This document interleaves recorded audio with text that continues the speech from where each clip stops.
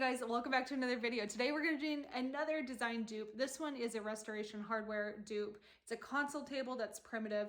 Originally $2,150.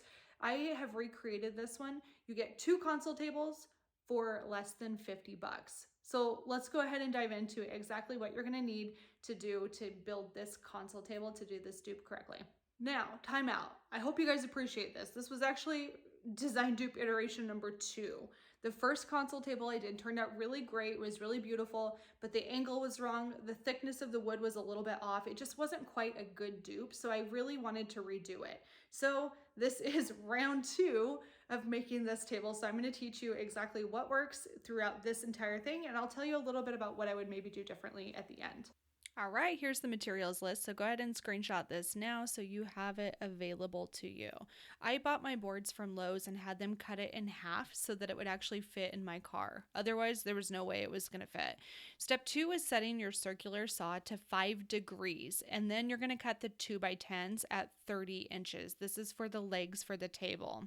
Once you have all of the legs cut, you're officially ready to move on to the next step, which is really beating up and aging that wood.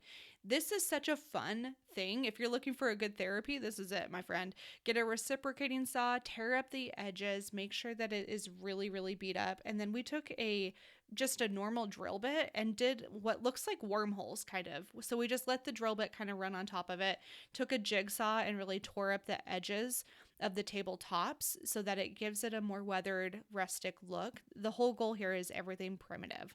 So with that in mind, that's some of the steps that we took. Here's how the edges look after you use the jigsaw. And again, that reciprocating saw was the best for taking out chunks. Don't be afraid to take out too big of chunks. This was something we were afraid of, but it actually works out really well and gives it a really cool look. To have all of that completed, the next step is to do what is really fun and actually ages the wood a ton, a wire brush. This is attached to a drill and you literally just go on the top with this wire brush. It gives a lot of indents in there and you don't necessarily notice it until you put stain on top. Then I took a hammer and I literally just beat the crap out of the board. Again, very therapeutic. It's a good thing to do, but it gives it this like almost rustic look where it looks like it just has been beat up over time, and that's exactly what you want. So make sure that you just take that claw of the hammer, kind of drag it, hit it in there. Really, it's pretty self-explanatory. The next thing that we did that we really liked was taking a chisel and chiseling out big chunks. Now, once all of that is done, you are officially ready to sand it all smooth. Don't be afraid of sanding too much. I know my mom was really afraid that she would sand out some of the actual grains and all that kind of, you're going to be fine. So just sand it so it's smooth so that you don't cut yourself or get any snags on your clothes, and do that on all the sides as well. Then you're ready for stain. So when we stained, what I did is I used a wood conditioner first. This wood is Douglas fir. It's okay. It has a really orangey undertone. I wasn't super happy about that, but the wood conditioner, I think, enhanced some of that orange undertone too. So depending on the color you're trying to get. Then I used a little bit of pickled oak. This softens the wood grain first and foremost. Super, super important to do this. It gives it a more natural look. Very, very beautiful. So a coat of pickled oak, and then immediately we added the gel stained in aged oak on top. This again has kind of an orangey undertone, so do know that if you build this project, those are the stain colors that it will tend to enhance in Doug fir. But we just did a coat of that on top and then immediately wiped it off and then let it dry for a good 24 hours. Now, because we weren't a huge fan of the color, what we did is we took a sander with 80 grit and just sanded it down to almost the natural wood grain. What this is going to do is it's going to remove so much of that orangey tone. It's going to get down to the wood grain, so it's going to look really weathered. That worked out so well. It does take a little bit of extra time, but honestly, you can see how the board looks before the sanding.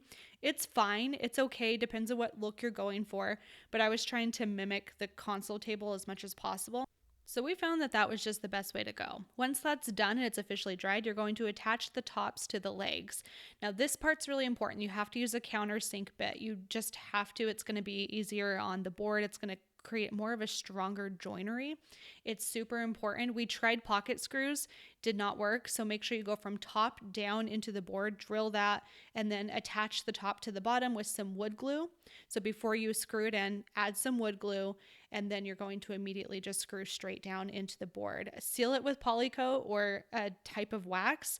And then you're ready to go. So this is what it looked like, and this is how it turned out after. Really, really good dupe. I think this one was super, super similar. The coloring was a little bit off, but I will tell you in a second what I would do differently to make this coloring look a little bit better. Super happy with the way this one turned out. So here's what I would possibly do differently. The table we made, it was 30 inches high for the legs, and then add an additional 1.5 inches for the 2 by whatever. So that board was an additional 2 inches. So it was about 32 inches total. What I would do differently is I would actually cut the legs at about 28 inches. What that's gonna do is give you an overall height of 30 inches, which is perfect for a sofa table. That would be the first step. The second step is we tested this. I showed you the correct way, but we tested one of the console tables with pocket screws. It did not work. The joinery was not as strong, so make sure that you followed the tutorial that I shared in this video and don't try to use pocket screws. It doesn't work, it's not very strong, and that's definitely something I would do differently. The other thing I would do differently is I would actually test a vinegar stain on this. So I've heard, I haven't tested it, but I've heard that if you use stainless steel wool, the stainless wool, put it in a mason jar, put a little bit of vinegar and the wool directly in there, that will actually create like a weathered look. So when you put that on top of the wood, it will weather it, it'll make it gray. Apparently it ages it. I haven't tried it, but again, I would possibly try that to get a little bit more of a natural weathered look.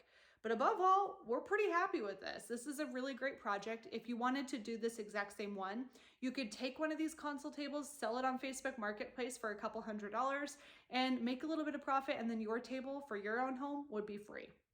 We all like free 99, right? I hope you enjoyed this design dupe. If you did, make sure you give it a thumbs up and don't forget to subscribe. I'm a new channel, so your comments, your engagement, all of that stuff means so much to me. So thank you again, and I will see you on the next video.